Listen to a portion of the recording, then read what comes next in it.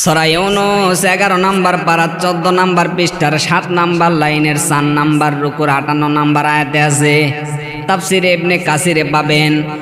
আল্লাহ পাক বলেন, নবী আপনি বলুন, তামাম দুনিয়া যাপে আনন্দে আছে, এটা একটা আনন্দের বিষয় না। আপনি মনে করেন 1000 বছর হায়াত পেলেন, এই 1000 বছরই আপনি ক্ষমতার চেয়ারে আছেন, তামাম দুনিয়া আপনার কথাই চলে। মরণের পর যদি ফেরাউনের মতো অবস্থা হয়, আপনার কপাল পোড়া। লোকটা প্রায় 600 বছর একাধারে ক্ষমতার চেয়ারে ছিল, কোনো দিনও তার মাথা ধরেনি। 600 বছরের উপরে ক্ষমতা দুনিয়ায় থাকার পরে এত উপরে উঠেছে, বলেছে আনা রব্বুকুমুল আলা, আমি বড় রব। তা আল্লাহ তাকে এমন সুটকি দিয়ে রেখেছে, কিয়ামত পর্যন্ত মানুষের জন্য আল্লাহ বলেন এটা দৃষ্টান্ত হয়ে থাকবে। সুতরাং পৃথিবীতে বেশি দিন হায়াত পাওয়া, বেশি দিন ক্ষমতায় থাকা, বেশি টাকা পয়সার মালিক হওয়া, এটাই পৃথিবীর ময়দানে আসল সফলতা নয়।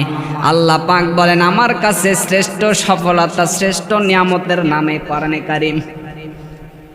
একথার সিগনিফিকেন্স কি? একথার অর্থ হচ্ছে কোরআন যারা পেয়েছে আর এর উপরে যাদের বাস্তব জীবন চালাতে পেরেছে, এদের জীবন সফল। আল্লাহ যেন মাইক হাতে নিয়ে ঘোষণা দিচ্ছেন, ওয়াইযে তাযানা রাব্বুকুম লা ইন শাকারতুম লাযিদান্নাকুম ওয়া লা ইন কাফারতুম ইন্না আযাবি লাশাদীদ। সূরা ইব্রাহিমের 7 নম্বর আয়াতে আল্লাহ বলেন, আমি মাইক হাতে নিয়ে একটি এলান দিচ্ছি, একটি ঘোষণা, একটি এলান। আল্লাহ নিজে মাইক হাতে নিয়ে নেমে পড়েছি, একটি এলান শোনো দুনিয়াবাসী, একটি ঘোষণা শোনো। কি সেই ঘোষণা? লাইন শাকারতুম, যদি শুকরিয়া আদায় করো আমার নিয়ামতের, লাযিদান্নাকুম, অবশ্যই আমি আল্লাহ ওই নিয়ামত তোমাদের জীবনে বৃদ্ধি করে দেব। বগুড়াবাসী কি নিয়ামত পেলেন এতক্ষণ থেকে? তামাম দুনিয়া যারা পেয়েছে তার তুলনায় আল্লাহর কাছে এই নিয়ামতটা শ্রেষ্ঠ। সুতরাং এইটার অনুষ্ঠান আজকে আমরা পেয়েছি, আমাদের জীবনের শ্রেষ্ঠ নিয়ামত মনে করছি। শুকরিয়া আদায়ের মাধ্যম 3টা, আর আসতে বলেন কয়টা? খুব ভালো করে মেলাবেন আপনি আমার এই নিয়ামতের, আল্লাহর এই নিয়ামতের শুকরিয়া আদায় করছেন কিনা। 1 নম্বরে আপনার মুখের স্বীকৃতি দেওয়া লাগবে। 2 নম্বরে আপনার মনে আনন্দ লাগা লাগবে। মানুষের মনে আনন্দ লাগে কখন? এর একটা চিহ্ন আমি তাফসিরে পেয়েছি। নবীজি বলেন, প্রতিটা মানুষের বাম স্তনের 2 আঙ্গুল নিচে একটা গোস্তের টুকরা আছে, এটা কেঁপে কেঁপে ওঠে, শরীরের পশমগুলো দেখবেন খাড়া হয়ে যায়। মনের ভেতরে এক অজানা অনির্বচন সুখ সে উপলব্ধি করে। শব্দ চয়নগুলো একটু লক্ষ্য করেন। মনের ভেতরে এক অজানা অনির্বচন সুখ তিনি উপলব্ধি করতে পারবে। আর 3 নম্বরে, আজকে যে আল্লাহর দেওয়া নির্দেশ মোতাবেক কথাগুলো শুনবো, এটা আল্লাহর দেওয়া আইন অনুযায়ী প্র্যাকটিক্যাল লাইফে কাজ করা লাগবে। নিয়ামতের শুকরিয়া আদায়ের ধরন কয়টা বললাম? আর আসতে বলেন, এখন দেখেন আপনার এই নিয়ামতের শুকরিয়া আদায় হচ্ছে কিনা। আমি মুখ দিয়ে স্বীকার করছি এটা আল্লাহর কিতাব, আমার মনের ভেতরে আনন্দ আছে, একটা অনির্বচন সুখ আমি পাচ্ছি। সবাই এটা পাবে না। ওয়া ইযা সামিউ মা উনজিলা ইলার রাসূলি তারা আয়ুনাহুম তাফিদু মিনাদ দামি'i মিম্মা আরাফু মিনাল হক ইয়াকুলুনা রাব্বানা আমান্না ফাকতুবনা মা'আশ শাহিদিন। সূরা মায়দার 7 নম্বর পারার 1 নম্বর পৃষ্ঠার 1 নম্বর লাইনের 83 নম্বর আয়াতে আছে। আল্লাহ পাক বলেন, হে নবী, কোরআনের বাণী যখন আপনি মানুষদের সামনে উপস্থাপন করবেন, সবার দিকে তাকিয়ে দেখবেন পানি ঝরছে না। যারা উপলব্ধি করতে পারবে তোমার এই কোরআনের মর্মবাণীগুলো, যারা বুঝতে পারবে, নবী আপনি দেখবেন ওই মানুষগুলোই মনের অজান্তেই কেঁদে ফেলেছে। কোরআনের এই আলোচনায় সবার চোখে পানি আসবে না, এটা বোঝার মতো। এখানে এক মাপের ওরকম ছাত্রও নেই, এখানে 12 বাপের 13 ছেলে বসে আছে। একজনকে ইশারা করলে একজন বোঝে, আর একজন 10 বার করলেও বোঝে না। এই জন্য তো অ্যাক্টিভ হয়ে কোরআনের কথাগুলো শুনবেন। আল্লাহ বলেন, এই কোরআনের মর্মবাণীগুলো যারা বুঝতে পারবে, অটোমেটিক ওর চোখ দিয়ে আল্লাহ পানি বের করে দেবে। তিন নম্বরে যে আল্লাহর দেওয়া নির্দেশ মোতাবেক আমরা কথাগুলো শুনবো। আজকে আমার আলোচনার বিষয়, পৃথিবীর ময়দানে আল্লাহ যে মানুষগুলোকে ঘৃণা করে, আল্লাহ বলেন এই নিয়ামতের শুকরিয়া আদায়ের 3 নাম্বার মাধ্যম যারা ধরবে, এখানে যে বর্ণিত যে কথাগুলো অ্যাডভার্টাইজগুলো করবো, এটা আপনার আমার প্র্যাকটিক্যাল লাইফে কাজ করা লাগবে। ওয়ালাইন কাফারতুম ইন্না আযাবি লাশাদীদ।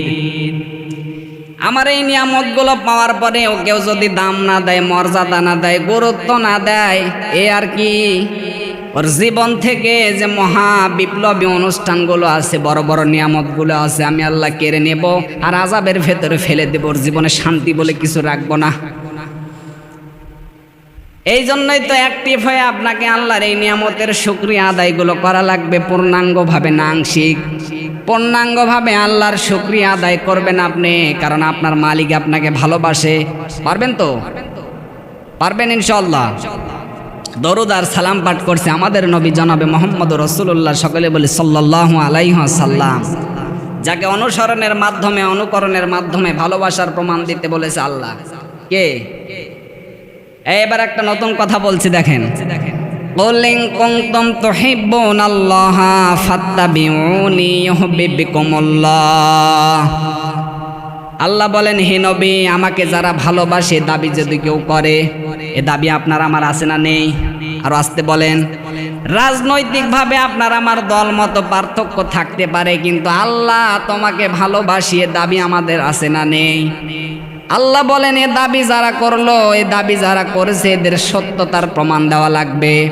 হে নবী, আমাকে যারা ভালোবাসে দাবি যদি কেউ করে, তাদেরকে আপনি বলুন ফাত্তাবিউনি, এ দাবির সত্যতার প্রমাণ দেওয়া লাগবে। হে নবী, এই দাবির সত্যতার প্রমাণ তারা কিভাবে দেবে? আপনাকে অনুসরণের মাধ্যমে এই ভালোবাসার প্রমাণ দেখাতে হবে। আল্লাহ বলেন, কুল ইন কুনতুম তুহিব্বুনাল্লাহা ফাত্তাবিউনি ইউহিব্বুকুমুল্লাহ।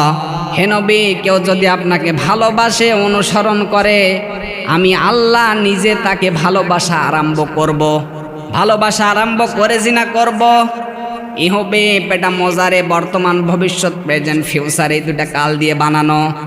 এখানে আল্লাহ অতীতের শব্দ, মাঝির শব্দ দেয়নি। এখানে পাস্ট নেই, ফিউচার আছে আর বর্তমান আছে। কেউ যদি রাসূলুল্লাহকে দেখে দেখে চলে, ফাত্তাবিউনি ইউহিব্বুকুমুল্লাহ, আমি আল্লাহ তার জীবনের সমস্ত অপরাধ মাফ করে দেব। সুবহানাল্লাহ না? এবার তাকান, আপনি রাসূলকে অনুসরণ করবেন পূর্ণাঙ্গ না আংশিক? আমিও দেখতে পাচ্ছি আপনি রাসূলকে অনুসরণ করছেন। রাসূলকে আপনি কিভাবে অনুসরণ করবেন একটু দেখেন তো। আপনার মাথার কাটিং রাসূলের মতো হয় না, আপনার যে মোছের কাটিং এটা রাসূলের মতো হয় না, আপনার দাড়ি, আপনার সমাজ, আপনার পরিবার, আপনার রাষ্ট্র, কোন দিকে তাকিয়ে বলতে পারবেন যে রাসূলের মতো আমার পূর্ণাঙ্গ অনুসরণ হচ্ছে? আর কোন জায়গায় আপনি হাত দিতে বলবেন যে এই জায়গায় আমার রাসূলের পূর্ণাঙ্গভাবে অনুসরণ হচ্ছে? হ্যাঁ, আমরা আংশিক কিছু করছি। নবীজি নামাজ পড়েছিলেন, আমরাও নামাজ পড়ছি। নবীজি রোজা রেখেছিলেন, আমরাও রোজা রাখছি। কিন্তু বিশ্ব নবীজি তিনার 63 বছরে একটা মিথ্যা কথা বলেনি, এটা আমাদের জীবনে পাওয়া যাবে।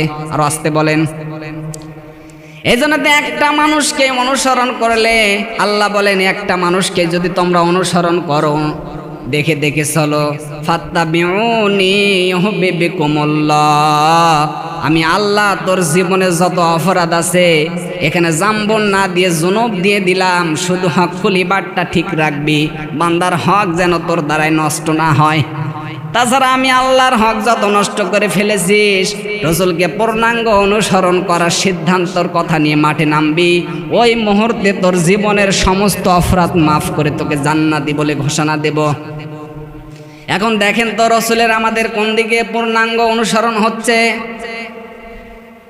বিশ্ব নবীজি বিয়েতে যেভাবে আদর্শ রেখে গেছেন, আপনার বিয়েতে ওইটা পাওয়া যাওয়া লাগবে। এখন আমাদের গান বাজনা না হলে বিয়ের অনুষ্ঠানে সাটে না। কথা বলেন না কেন? বিয়েটা শুরু হারাম কাজ দিয়ে। মেয়ে দেখতে যাবে, ছেলের বাবা সাথে তো যায়, ওই ছেলের বাবা যায় আর যায় দুলা ভাই। আর ছেলের বাবা কি বিয়ে করবে? ওই মেয়েটা তোর দেখা জায়েজ নেই। ওই মেয়েটা যদি দেখার সঙ্গে সঙ্গে না জানি ছেলের পছন্দ হওয়ার আগে ছেলের বাবারই যদি পছন্দ হয়ে যায়, বলবে বেটা তুই থাক, আমি দেখি আগে। এমনি এমনি আল্লাহ বিধান দেননি, আল্লাহ পাক জানে না মনের ভাব। বলেন।